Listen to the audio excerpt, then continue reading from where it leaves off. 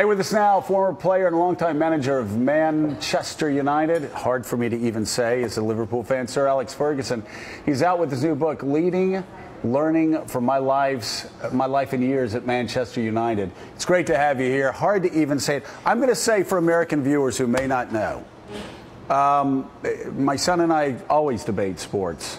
And I said it with gritted teeth that you are probably had the greatest run of any manager in any sport I've ever seen. What you did at Manchester United through the years, even though it killed me as a Liverpool fan, was nothing short of extraordinary. You actually went to Harvard to teach leadership, didn't you? Yeah, I did, yeah. They did a case study on me, and at the time I thought, well, you know, it's a bit vain that to stand in front of a classroom and discuss your career. But my son said to me, how vain can you be at 70 years of age? So that cut the ice, and I did it, and it was fantastic because I love young people. I love the challenge in inspiring young people, and that's where you get it at Harvard, of course, is from all over the world. It's such a big brand. So I know you can't reveal the secrets. I remember somebody went up to a great golfer, Ben Hogan, and they asked him, what's the secret? And he just sneered at him, said, it's in the dirt. And then he went and kept practicing for another 3 hours. But what was your secret? You look at a lot of managers. They can't handle the big talent with all the money, the oversized egos. How did you manage to do it year in and year out, especially with your last championship when nobody even gave you a chance? Yeah, I think that obviously that when I came to United back in '86, I had a conviction about the proper way to do it at a club with that history, and that was to build a foundation in the club. I think that football club is, because it's a result industry, it's understandable for coaches to concentrate only on the first team because that's what keeps them in a job. I never thought that way. I always thought about building a foundation in the club so there's a strength and a pipeline that can supply the first team with years to go. And because of that, I got great success, and it also gave me longevity. The longevity meant that there was no short-termism. It was always about the future. I could plan 3 and 4 years ahead, but by doing that you get a consistency. And consistency is a real important issue because your staff and the players know who you are, they know you don't change, and that eradicates confusion. Always think that short-termism, changing managers, changes the whole philosophy of a football club. And new staff come in, new ideas come in, and it goes on, and then the next bunch come in, you know. And so I was fortunate to spend a long time at United, and so therefore having that consistency worked. You also need to have one strong leader, don't you? I mean, at Man U, you were the strong leader. Obviously, as a Liverpool fan, Brendan Rodgers was a great leader. He was younger, but he had a committee to decide which players would come in and come out. Yeah. You can't really lead that way, can you? There's a lot of this happening now, this Moneyball thing. Brentford, Brighton, Aston Villa, a lot of them are doing this thing. And I'm not sure that's the right way ahead. I think you have to have trust in your manager that he knows what he's doing. Why give him the job in the first place? Mm-hmm. And he is young, Brendan, obviously. But he has enough knowledge to decide what he needs for his team, the type of player he needs for his team, and you have to trust him, really. And I had that trust at United. Yeah. So I want to keep talking about the book, but I want to go around the league for a minute because there's just some fascinating stories. We have to talk about Chelsea and Jose Mourinho, a guy who's considered one of the greats, right behind you. Fantastic manager. And yet he's having an absolutely horrific year. He basically challenged Roman last week to fire him if he wanted to, but it would be making a terrible mistake. What do you do? I don't think you were ever in that position, where you're at the peak and then you have a valley that drops as quickly. But we know Jose's one of the best. He'll be back. But is there such pressure now in the league that if you don't produce every year, you even might get fired if you're one of the best? I was studying Jose on that situation, and then they had this press conference, and I was wondering whether he wanted the confidence of Roman Abramovich by saying that, look, do you really believe in me? This is your opportunity to believe me.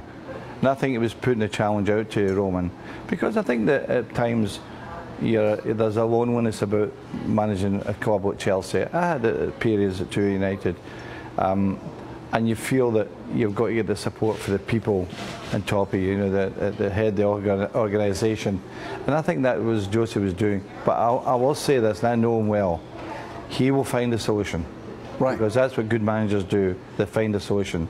For instance, when we launched the league, and 5 times we launched it, we were second, and next year we won it. The solution, we created a solution and made sure it didn't happen again. And I think that he will do that. And how did you always get buy-in? Because Jose's a great manager, but sometimes you see some players lagging a little here or a little there, and he'll have a press conference and call them out publicly. Something you never really had to do. I don't believe that. How did you always get your players? We're talking about the St. Louis Cardinals, which is an extraordinary organization in baseball here, where when somebody becomes a member of the St. Louis Cardinals and they put on that jersey, they run harder, they work out harder, they exercise harder. There are no superstars. They're all, if you think you're a superstar, you're traded the next year. Yeah. Albert Pujols sleeves, and guess what? They win the World Series the next year. You did that better than anybody I've ever seen at Man U. How did you get the great stars? And you had some of the greatest ever to buy into the fact that, not that it was your team, but this was Manchester United, and you put on the jersey. It's not about you, it's about us. Yeah, I think anyone come to United has to live up with the expectation, first of all. And I then make sure they're reminded of that expectation. Also, the history of the club is so rich that it's easy to get integrated into the fabric of it very easily. And you only need to, my first trip abroad with United in 1989, I couldn't believe it, Joe. We come off the plane in Bangkok, thousands of fans. This is before we won anything. Thousands of fans, and they marched in front of the coach all the way into Bangkok. And I said to myself, God, this is unbelievable, this club. Yeah. So when a player comes and we go on a tour, they can't believe it.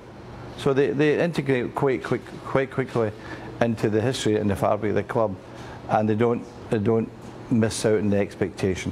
Yeah. It's really important. Let's talk about your successor at Man U, Moyes. Was he given enough time? Was he given a fair shake, or is it just impossible? Harry Truman, I'm not comparing you to FDR, but Harry Truman said of FDR, heroes know when to die. Basically saying it's impossible to follow a legend. The same thing happened at Alabama. Bear Bryant left. You just don't want to follow. Was he in a no-win situation because he followed the most successful manager? And well, everyone says that the second one is a better one to take on the job. And unfortunately for David, it didn't work for him. And the Glazers decided quite quickly that Louis van Gaal became available after the World Cup. So the two things worked together, I think. He's a strange one, by the way. Louis van Gaal. He's a strange one. He's exceptional, isn't he? He's Dutch. I love his press conferences. I do. I love him. He goes on and on. But there is something about him, though. Even though I don't understand what he's doing half the time with his players, you have. If you're going to be running Man U, or if you're going to be running Liverpool like Klopp now, you've just got to be a big personality. You just can't care, right? Absolutely. Strength of personality is so important. And also his own personal conviction in what he's doing, he knows he thinks is right. Yeah. And I think that works, and he's got, of course, experience at Bayern Munich, Barcelona, Ajax. I mean, he's got great experience behind him. Yeah. So I think that he's doing fine, because it's very difficult to bring 5 new players into Manchester United and be successful immediately. But they're third top in the league. Right. They're doing okay. Yeah, I know. I'm going to take you. You're worrying about it. I'm going to take you from the fire to the frying pan, from a Liverpool fan to a Chelsea fan. All right. So first off, Joe didn't want to compare you to FDR. American audience need to know you're like a combination of Tom Landry and Joe Torre and Red Auerbach all rolled into one. Well, fair, right? I think actually there is only one analogy. It's John Wooden. Yeah, John Wooden. John Wooden winning the if you don't follow football, if you don't follow English football, it's like John Wooden in the 1960s, and except Alex Ferguson did it over a couple of decades. There is no parallel. That's why I had to combine them with 3. But in fact, I am so impressed. I'm going to sign my Liverpool cup for you when I'm done. No, you'll break it. So Premier League is one of the best things on the planet, and the quality of play is so good. How do you explain England's failure to do well in the World Cup for so long? Well, I think I've said this for quite a long time. There's tremendous pressure on the coach, and it's from the press. So every big competition like the World Cup or the European Championship, the press build them up to such great heights that it's almost impossible to achieve it. And of course, if you look at the World Cup, for instance, Brazil have won it 5 times, Germany have won it 4 times, Italy have won it 3 times. So that's that kind of competition experience you're up against. England won it back in '66, and I've never got near it since then. Right. And I think it's a pressure on the coach and the players too. You think it'll happen anytime soon? Well, they have got good players. Yeah. They have got good players, and I think Roy Hodgson's the type of experienced guy that's needed for that kind of job. He's been around. He's managed Switzerland and he's managed abroad. He's got the experience to help the situation. He understands the way the press works. So that gives him a better chance than normal. You were a great player. When you were a great player, did you think about being a coach, or did you only turn to that after you retired as a player? No, I was actually a toolmaker. I was in engineering. I was part-time at football. I went full-time at 22, and I made my mind up I was not going back to engineering. So I took all my coaching badges. I made sure I was going to be prepared to stay in the game. I became a coach at 32 years of age. I had that strong belief that I could do well, but I prepared to do it. Not wait. A lot of footballers wait until they're 33, 34 before they decide, oh, I think I'll stay in the game. That's not enough. You have to prepare to stay in the game. Who's the most underrated player in the world today? Underrated? Yeah. Oh.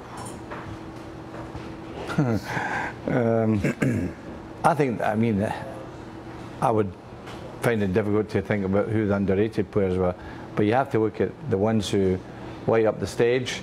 Ronaldo and Messi, to me, are the best. And they're the best because they're very, very seldom injured. I know that Messi's got an injury just now. I can't remember when Messi got an injury before. And they play every week, and their scoring record is incredible. They show courage in the football field. They're never intimidated by opponents. That's why they're considered the best. There are many, many players on the level below that. You could say, in some cases, I may underrate them, or someone else underrates them.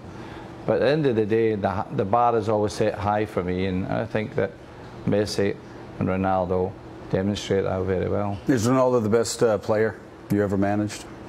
Oh, without question. I can't stand him. Tell me what I just hate him. I hate the guy. Tell me what I'm missing. Give me a story about Ronaldo that will make me like him a little bit more now that he's safely in Spain. I'll tell you a good story about him and why he's the best. You know, up there beside Messi. We had a game on the Saturday, and Friday is normal. The players will practice for a half an hour after the training session. It's pouring rain. The pitches are soft, heavy. And I said to Ronaldo, come on, in. We've got this game tomorrow. He said, okay, boss, okay, boss. So I get in my office, look out my window. Do you know what he did? He were on the AstroTurf. Isn't that amazing? Yeah. So I couldn't complain for somebody that great. You know, I actually, Brendan Rodgers was here last year and was saying a year and a half ago, and was talking about Suarez. And it was after one of his incidents. I said, the guy's crazy. Is he bad for Liverpool? And he said basically the same thing about Suarez. He said, my biggest problem with Suarez is I can't slow him down. He'll do anything. He'll run through a wall. It's just, isn't that something when you have somebody who is great like Ronaldo, who just wants to get better? Yeah, and also with the work ethic about them and desire. I think I had several players who weren't really in the same platform or level as Ronaldo as a player, but they had something in there. Yeah. It made them great. I've heard of Daniel Sturridge. Give him a chance to play a game or take a warm bath. He's got a good signing, Daniel He will Sturridge. Take a warm bath. Yeah. So, David Beckham says you probably miss screaming at players and refs. Well, tell us about David Beckham. What made David Beckham was his great desire. As a kid, he practiced and practiced. He was fantastic.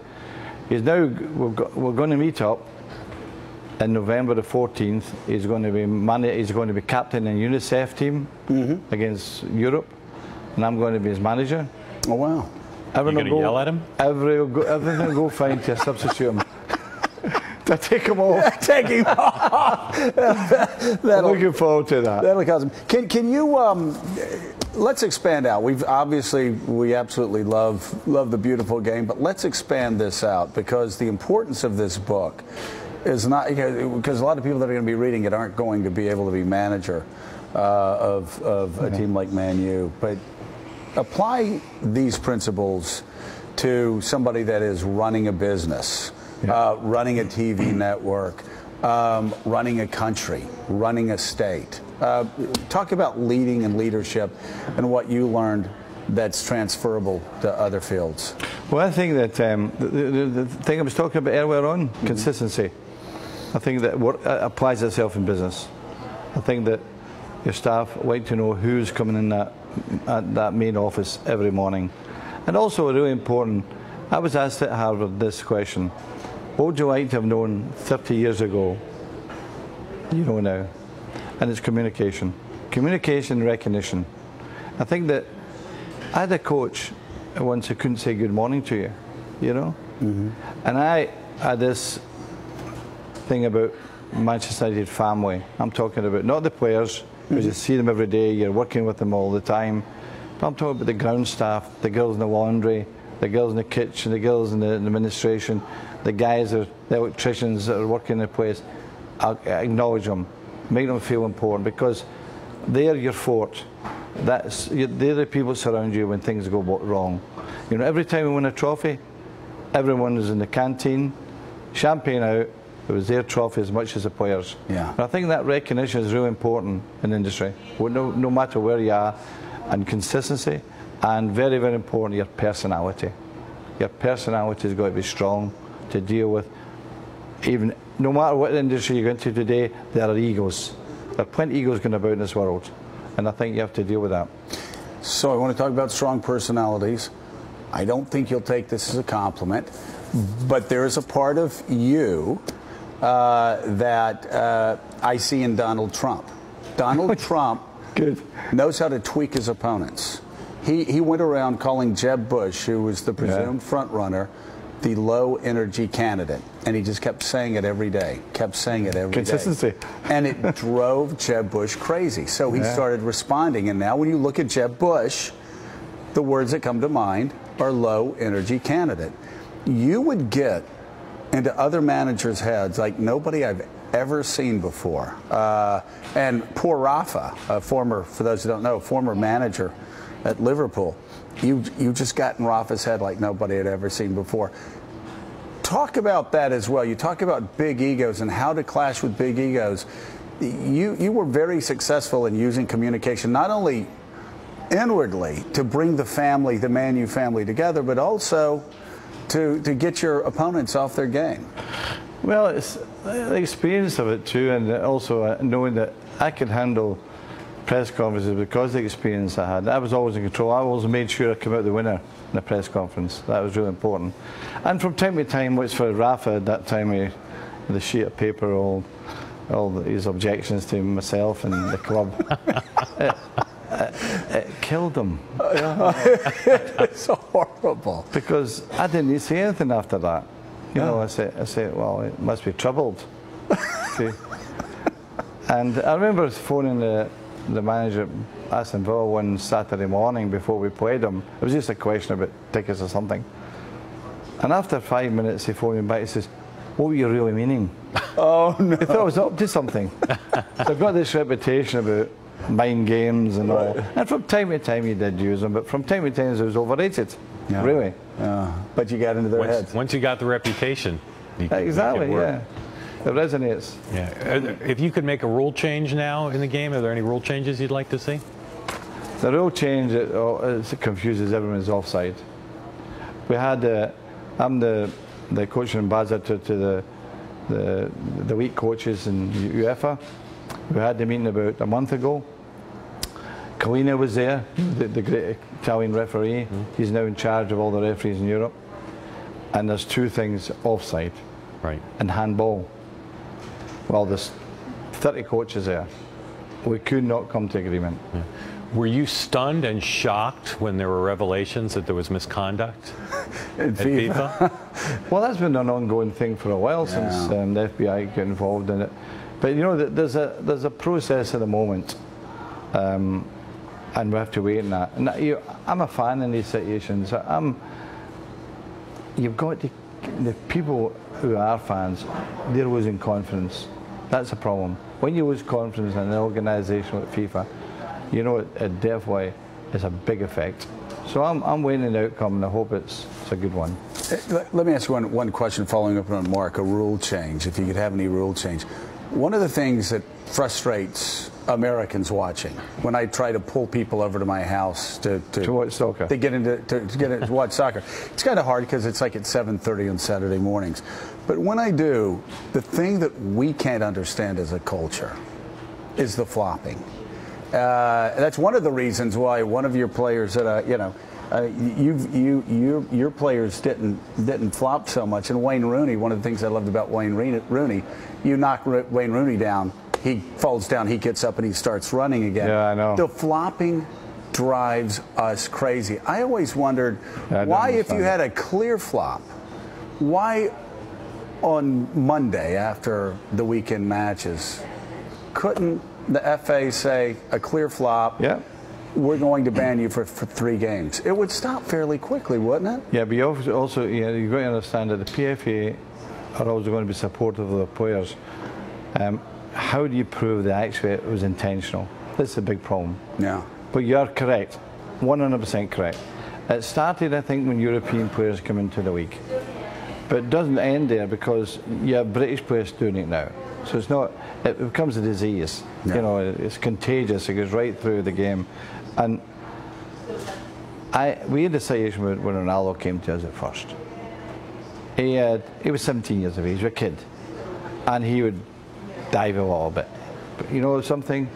After about a year, continually telling him it's wrong, and the players getting onto him all the time, it became no problem. He stopped. So I think it really starts on the training ground. Yeah. The coach and your teammates have got to do something about it because it is terrible. Yeah. Final question: Who wins the EPL this year? They're all making mistakes, aren't they? It really is pretty race scary. to the bottom. Yeah. It's been that way for the past couple of years. Leicester City are the most consistent team. They've only lost 1 game. No. Yeah, it's amazing.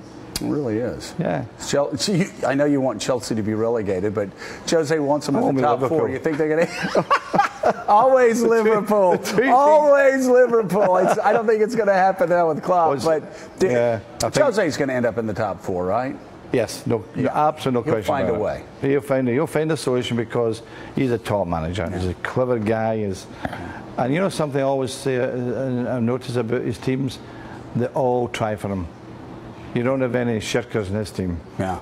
You know, and I think that epitomizes his way of managing. Yeah. All right, Sir Alex Ferguson, thank you so much. Joe, it's been a pleasure. This as a Liverpool fan. Yeah. It is a great, great honor to have you here. I'll send you another cup. Okay, you do that. It wouldn't be the FA. Okay. All right, the book is Leading, Learning from My Life and My Years at Manchester United. Sir Alex Ferguson, thank you again. We'll be right back. A lot of managers, they can't handle the big talent with all the money, the oversized egos. How did you manage to do it year in and year out, especially with your last championship when nobody even gave you a chance? Yeah, I think that obviously that when I came to United back in '86, I had a conviction about the proper way to do it at a club with that history, and that was to build the foundation in the club. I think that football club is, because it's a result industry, it's understandable for coaches to concentrate only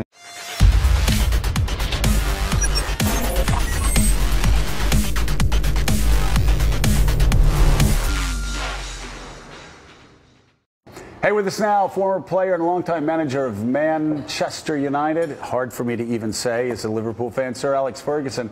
He's out with his new book, Leading, Learning from My Life and Years at Manchester United. It's great to have you here. Hard to even say it. I'm going to say for American viewers who may not know, my son and I always debate sports. In the first team, because that's what keeps them in a job. I never thought that way. I always thought about building a foundation in the club so there's a strength and a pipeline that can supply the first team with years to go. And because of that, I got great success, and it also gave me longevity. The longevity meant that there was no short-termism. It was always about the future. I could plan 3 and 4 years ahead, and but by doing that you get a consistency. And consistency is a real important issue because your staff, so that cut the ice, and I did it, and it was fantastic because I love young people. I love the challenge of inspiring young people, and that's where you get it at Harvard, of course, is from all over the world. It's such a big brand. So I know you can't reveal the secrets. I remember somebody went up to a great golfer, Ben Hogan, and they asked him, "What's the secret?" And he just sneered at him, said, "It's in the dirt." And then he went and kept practicing for another 3 hours. But what was your secret? You look at a lot. And I said it with gritted teeth that you are probably had the greatest run of any manager in any sport I've ever seen. What you did at Manchester United through the years, even though it killed me as a Liverpool fan, was nothing short of extraordinary. You actually went to Harvard to teach leadership, didn't you? Yeah, I did, yeah. They did a case study on me, and at the time I thought, well, you know, it was a bit vain that to stand in front of a classroom and discuss your career. But my son said to me, how vain can you be at 70 years of age?